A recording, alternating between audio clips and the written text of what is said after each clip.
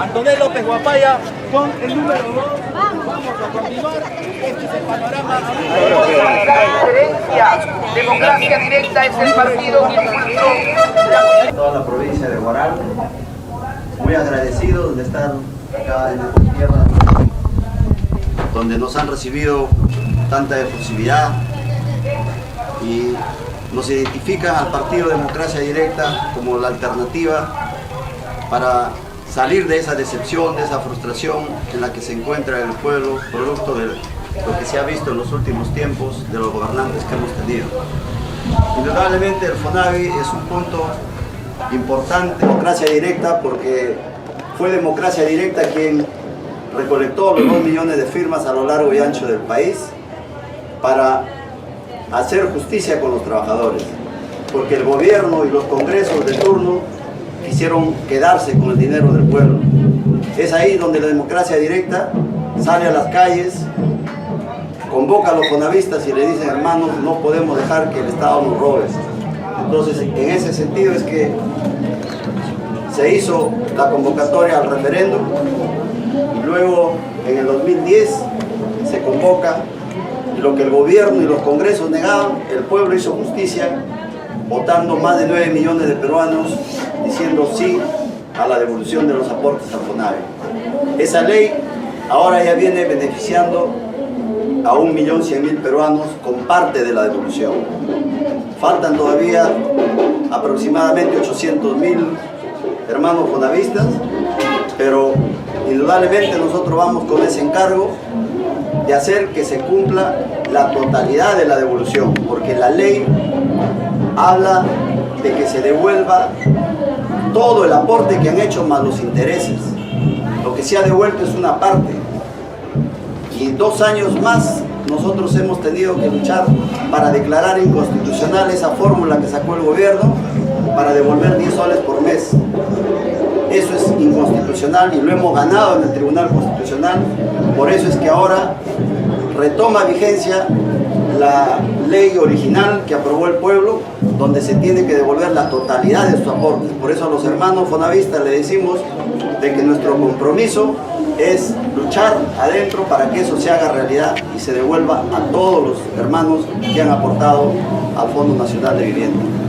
Ahora, ¿qué va a pasar el candidato con aquellos fonavistas que ya no están, que han fallecido? Ellos también tendrán la oportunidad de repente de cobrar esa deuda que tienen. Así es. Si algún hermano fonavista ha fallecido, la familia, la esposa de manera directa tiene la posibilidad de recuperarlo porque corresponde. Entonces, eso también está previsto en la ley, que al fallecer el fonavista puede su esposa reclamar, o en caso que haya fallecimiento también de la madre, los hijos. Ahora, ¿qué va a pasar con los intereses? Sabemos que tiene muchos años que adeuda el Estado. Bueno, los intereses indudablemente se calculan, eso es un tema técnico nada más. El problema es que acá no hay voluntad del gobierno. El gobierno siempre, ustedes mismos habrán notado y el pueblo sabe, que salía a decir: ya no se va a devolver, eso es mentira, ya se acabó. La plata ya no existe. Toda esa sarta de mentiras ahora se ha visto evidenciado de que ellos han venido permanentemente mintiéndole al pueblo. Y el pueblo hizo justicia y ahora se está devolviendo parte. Entonces, nosotros sí vamos a luchar para que en la totalidad de los hermanos cobren su dinero. Ahora, ¿hay ese temor de que aquellos que fueron beneficiados con el Banco de Materiales ya no tenían de repente la oportunidad de recuperar los intereses? Claro, esa es otra falsedad de estos señores, que supuestamente quien tuvo un crédito del Banco de Materiales ya no le corresponde porque ya fue beneficiado. Mentira. El Banco de Materiales era dinero del FONAVI, sí, pero prestaba a los hermanos, pero pagaban con intereses como cualquier banco. Entonces no es un beneficio real. Lo que han hecho más bien es contribuir con engrandecer el fondo, porque han pagado intereses y ese fondo ha ido creciendo. Entonces, que pierdan cuidado los hermanos, que nosotros vamos a luchar permanentemente para que eso se haga realidad, la devolución completa. Lo que queda claro, candidato, es de que hace 10 años que ha salido la ley que se devuelve el dinero, y que han aportado los fonavistas. Ya han pasado 10 años, estamos en 2020 y se está devolviendo poco a poco. Los fonavistas han muerto, han fallecido. ¿Qué se puede hacer del Congreso para que se devuelva totalmente? Bueno, indudablemente nosotros somos testigos de que los gobiernos que hemos elegido en las últimas décadas, los congresistas, cuando se trata de los derechos del pueblo, lo alargan y esperan que el pueblo haga marchas, haga vigilias, esté como mendigando. Y eso está mal, porque realmente acá lo que se está exigiendo es un derecho de propiedad. El dinero del FONAVI es el descuento que le hicieron a los trabajadores de parte de su sueldo. Entonces acá nosotros tenemos que hacer de que se haga realidad cuanto antes. Pero el pueblo necesita también tener sus representantes que peleen al interno, porque los congresistas que se han elegido han visto que lo que defienden son los intereses de las grandes empresas, las transnacionales, porque le han pagado parte de la campaña o de repente todo. Hemos visto cómo han recibido dinero los diferentes partidos que nos han gobernado los últimos tiempos. Entonces ellos defienden esos intereses, y cuando se trata del interés del pueblo, que la devolución ya debe darse a todos, piensan que el pueblo es mendigo y el pueblo no exige sus derechos, y por eso necesita esta vez tener sus representantes que defienda desde adentro del Congreso, pelee por sus derechos y que sea una voz realmente que defienda sus intereses. ¿Qué cosa es lo que garantiza a los candidatos de democracia directa de que así va a ser? Porque se supone que hay muchos congresistas que han llegado al Congreso con esas ideas, pero luego ahí se han aparecido los lobistas que le han hecho cambiar de parecer, y muchas leyes que comenzaban a buscar justicia para el pueblo han quedado ahí truncas. La diferencia indudablemente es que nosotros no vamos hipotecados ni vamos a vender nuestra conciencia. Nosotros vamos con la voluntad del pueblo, con el calor humano que estamos recibiendo, y nosotros no vamos a defraudarlos ni traicionarlos, porque nosotros somos una organización que ha nacido producto de una lucha, y vamos a luchar de manera permanente en defensa de los intereses del pueblo. ¿Solo bastan los votos de los fonavistas? Indudablemente, acá votan todos los hermanos peruanos, jóvenes, adultos mayores, pero indudablemente ese dinero que reciben nuestros adultos mayores sirve para la familia. Acá no es solamente para el titular. El titular, ¿en quién invierte su dinero? Invierte en su familia. Entonces acá llamamos a todas las familias de la región Lima Provincias y del Perú que cierren filas en este proceso electoral y voten por una alternativa nueva que defiende sus intereses, y no vote por los mismos de siempre que nos han traicionado y hemos visto cómo han vendido su conciencia. En el tema de educación, ingeniero, ¿cuáles son sus propuestas de usted llegar al Congreso? Bueno, la educación, la salud, indudablemente para nosotros como democracia directa son los pilares fundamentales del desarrollo de un pueblo. Un pueblo que aspira a ser un país desarrollado tiene que elevar el nivel educativo y tener también una salud adecuada para que nuestros hermanos podamos aportar al 100%. Tenemos un presupuesto muy bajo. Por eso es que necesitamos que esos presupuestos se eleven a no menos del 6% del PBI. ¿Y por qué le digo esto?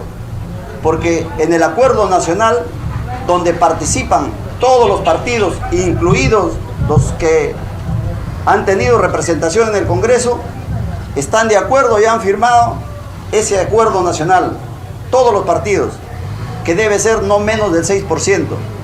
Pero cuando ellos se cambian de asiento, salen del acuerdo nacional y se sientan en el Congreso, no cumplen con su palabra, siguen con la cultura de estafa, de mentira permanente. Nosotros entraremos ahí para llamarlos y decirles: señores, si ustedes han llegado acá y quieren que el pueblo recobre la confianza en una institución como el Congreso y que no nos pongan calificativos de todo tipo, tenemos que hacer cosas concretas en beneficio de la gente. Y la educación y la salud es una prioridad. Por eso es que tenemos que elevarlo al 6% del PBI, porque las infraestructuras están colapsando, tanto en educación como en salud. Los trabajadores están cobrando muy poco, cada vez se precariza más las contrataciones. Ahora ya lo contratan por servicios diversos de terceros, que no tienen seguro social, no tienen vacaciones, entonces cada vez está peor. Entonces nosotros sí vamos a pelear para que eso se haga realidad, porque hay un acuerdo firmado y lo vamos a visibilizar para que el pueblo sepa quiénes son los mentirosos, quiénes son los que tienen esa cultura de estafa en el pueblo. Nosotros como partido, primera vez con el voto del pueblo, llegaremos al Congreso y verán que nuestro actuar va a ser diferente, porque nosotros entendemos la política como vocación de servicio y no como un negocio, como lo han visto la mayoría de partidos que han gobernado este país.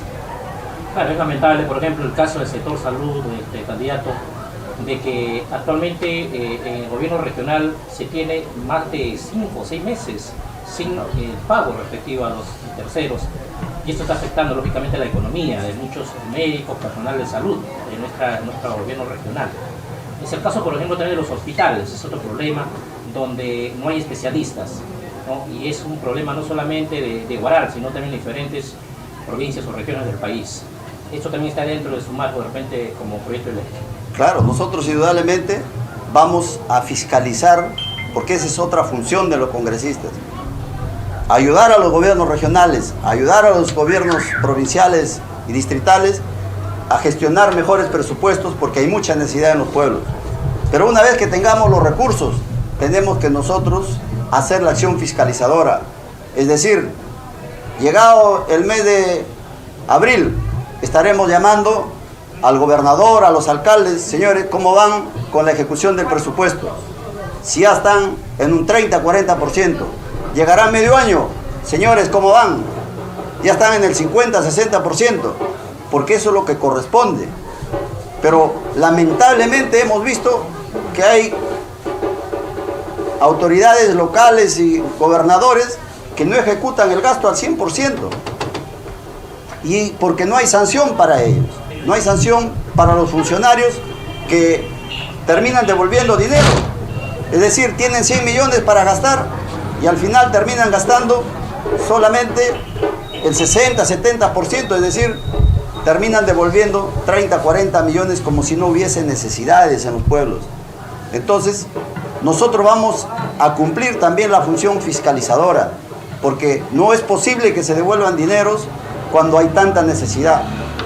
Acompañaremos a gestionar, pero también fiscalizaremos para que se ejecuten y se cumplan también con los pagos, porque si se contrata a un trabajador, tiene que tener su pago mensual, porque de eso vive la gente. Todos vivimos de un trabajo y llegado el mes ya tenemos cuentas que cubrir.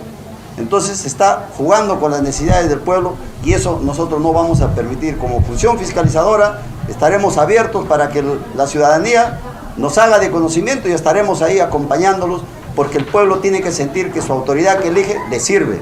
Por eso es que nosotros vamos a acompañar de manera permanente al pueblo.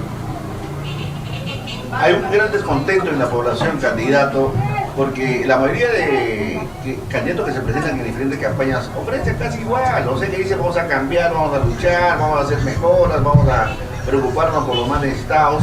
Pero llegando al Congreso, algunos después ponen la excusa de que con la actual Constitución no se puede hacer grandes cambios en educación, en las leyes entreguistas de los recursos naturales, apoyo a los agricultores, etc. ¿Es necesario el cambio de la Constitución?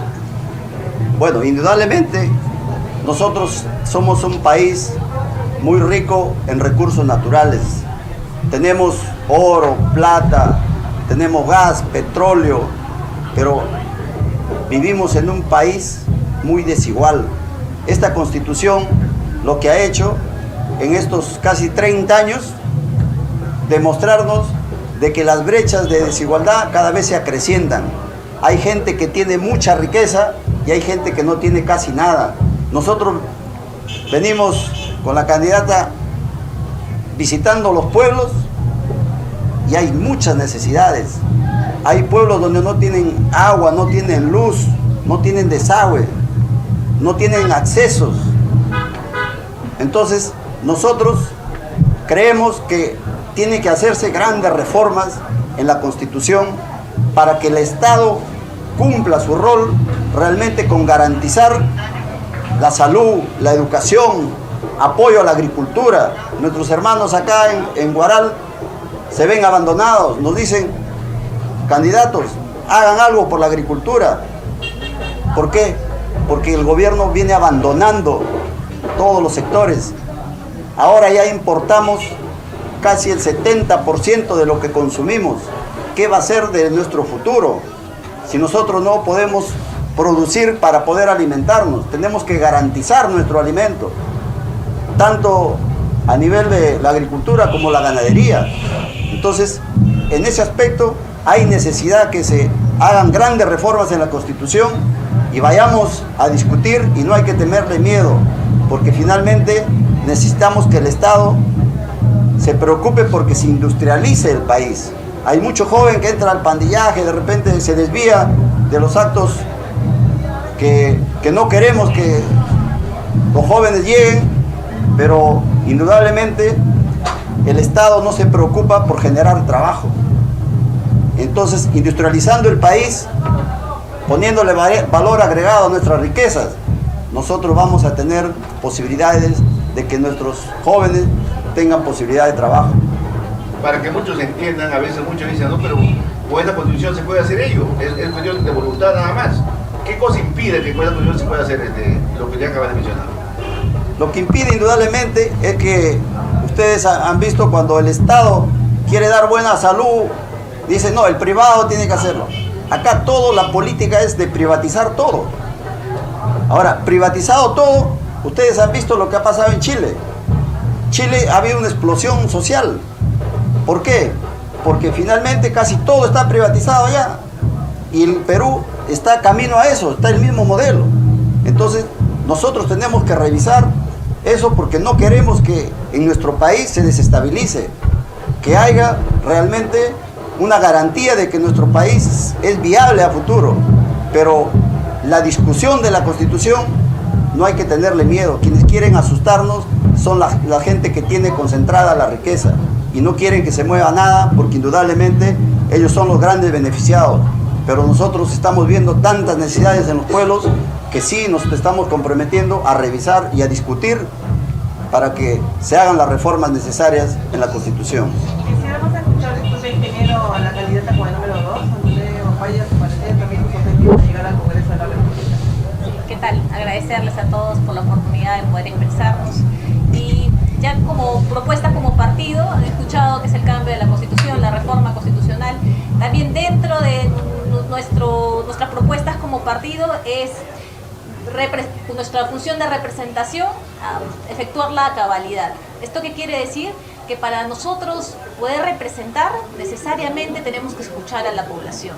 Entonces, a diferencia de muchos candidatos que se han venido portando ingratamente con el pueblo, nosotros queremos ser partícipes a lo largo del gobierno, poder seguir manteniendo contacto con nuestro pueblo, al menos yo con Huaral, con las provincias, y poder seguir escuchándolos, escuchando sus necesidades, ayudarlos a gestionar. Dentro de mis propuestas como candidata está la reforma laboral, porque para mí el contrato CAS, administración de servicios, los terceros y las otras modalidades de contrato son una vulneración a los derechos laborales. Así que tenemos que hacer una reforma no solo del sector público, ¿no? La reforma laboral del sector público, sino también del sector privado. Entonces, y también capacitar, gane o no ganemos las elecciones, vamos a capacitar al trabajador. ¿Para qué? Para que este trabajador conozca sus derechos, porque una persona que conoce sus derechos jamás va a permitir que sus derechos le sean pisoteados. Entonces, importante trabajar el tema de la reforma laboral. Eso es un tema que hemos escuchado en muchas poblaciones, hemos escuchado que se les vulnera sus derechos laborales. Entonces, yo como abogada que soy, conozco, he interpuesto la primera demanda laboral en Chancay y he visto, ¿no?, la necesidad de la población en cuanto a reformar el área laboral. Entonces, en eso se basa, sí, mi propuesta, ¿no? Es mi propuesta personal y si como partido ya conocen las propuestas.